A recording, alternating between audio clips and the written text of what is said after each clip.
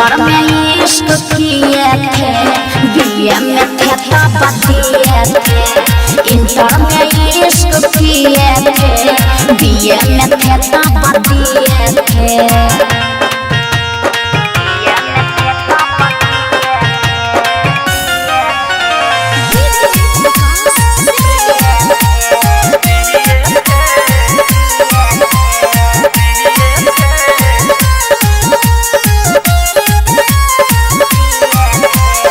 नौमा में नैना एगो लइका से लड़ल, मैट्रिक में अब ते वो मन पना चढ़ल।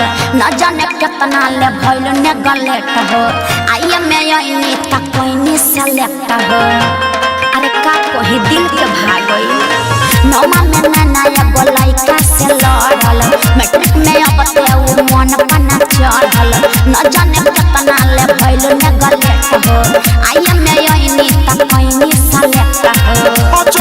जब के बात तुर कहानी एक बार तेरी जानल चाहता हूं, लव लेटर किसी का लिए थे। अरे सुनिए ना, इंटर में इश्क किए थे, बीए में थे तब दिए थे। इंटर में इश्क किए थे, बीए में थे तब दिए थे।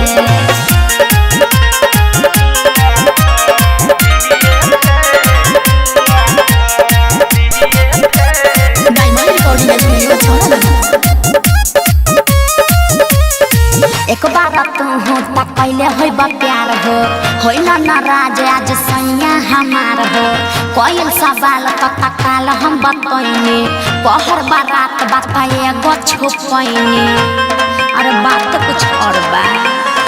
एक बार तू हो तक पहले होइबा प्यार हो, होइला नाराज आज सैया हमार हो। कोई सवाल तो तकाल हम बतैनी, पहर बारात बात एगो छुपैनी। पूरा बतैलू कुछ रहल न से सह, इससे खुश बात मासूम निते सह। दिल आवत से अनुराग सिए सुनिए ना, अरे इंटर में इश्क किए थे, बीए में थे तब दिए थे। इंटर में इश्क किए थे, बीए में थे तब दिए थे। सच बतावा जब पढ़त रहूं ककुनारे में करत रहूं, क्या जूस मोहब्बत का पिए थे।